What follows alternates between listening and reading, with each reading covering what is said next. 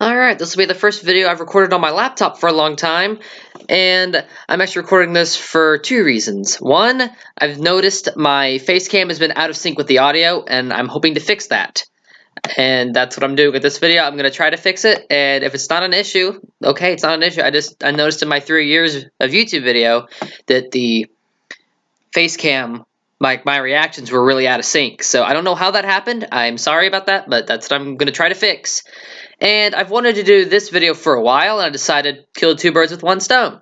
So we're going to be talking about why I feel like in Jurassic World Fallen Kingdom, the Indoraptor wasn't used to its full potential. It wasn't utilized fully. Now, I'm just going to say this real quick. I love Jurassic World Fallen Kingdom.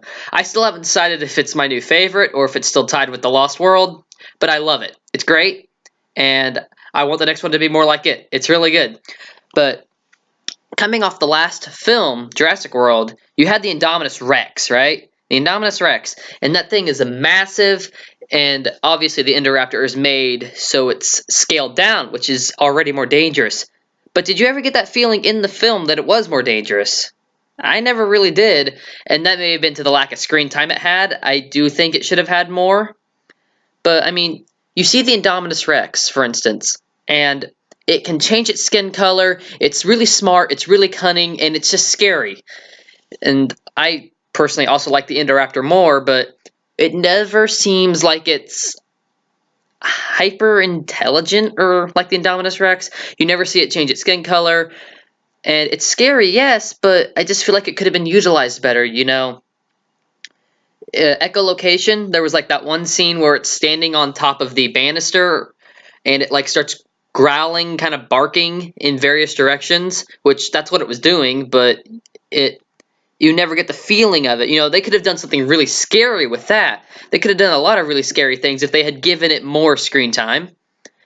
Like, for real.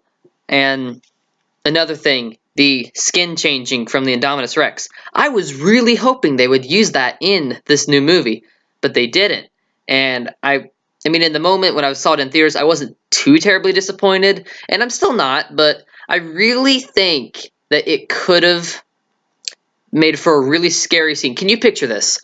They're sneaking through the museum. They don't see anything, right? The Indoraptor is nowhere in sight. They look around, and it could be similar to the scene from the first Jurassic World, and then all of a sudden, they see in the darkness, there's a darker shape, and it moves, and it's the Indoraptor with its skin camouflaged to match like the wooden wall. And then all of a sudden, it just charges. Like, that could have been great. That could have been scary. That would have been awesome. It just didn't happen. Like, seriously. And some other things I want to bring up are, again, the lack of screen time. I think if they had given it more, it would have been able to show some of these other abilities off better. But, and, you know, I'll use the Jurassic World Facts app as an example. It mentions how smart it is. It mentions the echolocation. It mentions it being able to move in total silence, which we did get an example of when it took those two guys off. But I mean, there's been other things in the series that have been done scarier, and people are also saying, you know, why didn't it smell them in the museum? Well, you can use the raptors in the kitchen didn't smell the kids. So I can look past that. I don't think that's an issue at all. It's just the lack of screen time the animal actually had, I think, kind of affected how scary it really was. Right? Another thing I want to mention is how it escaped. It got out by pure dumb luck. Like if stupid Hunter Man Wheatley collecting dinosaur teeth didn't go after it, you know, it would never have got out. It wouldn't have. There's no other way around that. It wouldn't have gotten out. And so I think if there had been a scene where it somehow made the lock open, that could have been scarier. Or heck, the elevator scene. What if there was a shot of it seeing someone push the buttons on the elevator and then it did the same thing to get the people in the elevator? Again, you see the intelligence and you get a scary moment. There is a deleted scene of it playing with a skull. I've not seen it, but it sounds like it would have been a great moment.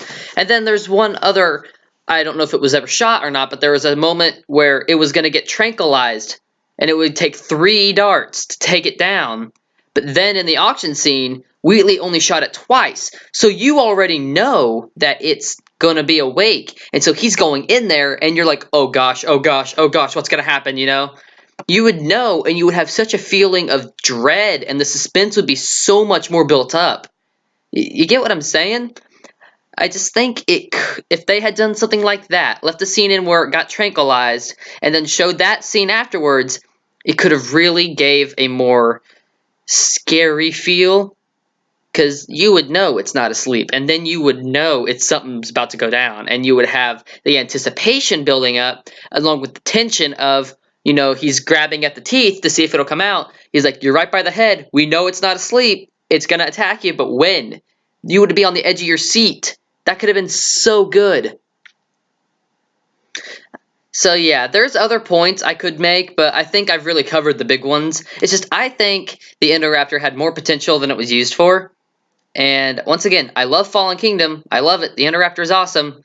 But I just think it could have had more potential. It could have been used better if it had more screen time. And how they could have done that, the middle chunk of the film, the second act, I think I mentioned in my review, that was kind of off for me. Trim it down, and you could have had more stuff with the Indoraptor at the very end.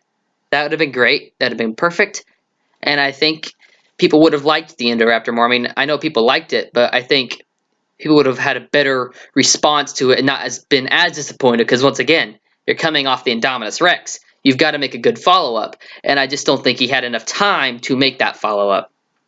So anyway, those are my points. I just hope you see what I mean. And this doesn't take away from my enjoyment of the film at all. Heck, I watched it just the other day. I love it. It's great. And I kind of wish it had escaped. You know, it kind of felt like a repeat. You know, yeah, Hybrid, dead in the first Jurassic World. Hybrid in the new movie, dead. So, yeah, just another thing. I think if it had escaped and been out in the world, you would have had another scary idea of where is it now. Even if we don't see it in the third Jurassic World, you'd be like, where is the Indoraptor? You know, it's out there somewhere. This ultimate machine, this ultimate weapon. Yeah, they could have done some other things. Anyway, guys, thanks for watching. I want to record more. I just haven't